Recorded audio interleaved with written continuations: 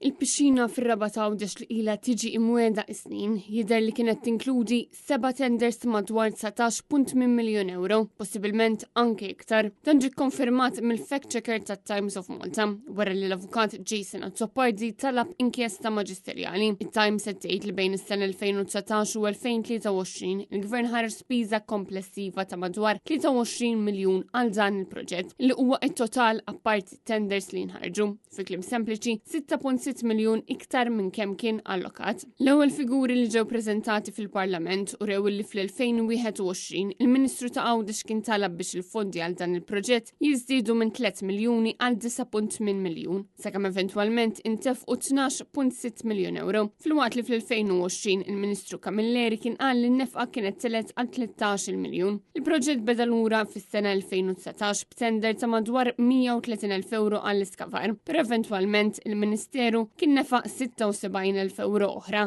għal total ta' 306,000 euro, flimkien ma' 7,000 li ingħataw lill-perit. Tender ieħor kien jammonta għal 9.2 miljun euro, filwaqt li kien hemm ukoll tender ta' 3.2 miljun għal xogħol ta' elettriku u makkinarju. Fl-2020 ingħata tender l-ispeċjalist Taljan għal prezz ta' 697,000 euro. Dan filwaqt li tender ieħor li jingħata għas-saqaf suppost sewwa 635,000, madankollu dan il-kuntratt żdied b'91,000 euro għal prezz ta' 726,000 euro. Fl-2023 ingħata tender ieħor għal finishing ta' xejn inqas minn 5.2 miljun euro u l-aħħar tender kien dak ta' 648,000 euro għall-apparat. Interessanti l-fatt ukoll li fl-2018 ingħatat direct order lill-kumpanija MBRV li ma kienet imniżla fl-ebda tender. Intant jekk din in-nefqa addizzjonali hux ġustifikata jew le, hija parti minn investigazzjoni maġisterjali li għadha għaddejja fil-qorti.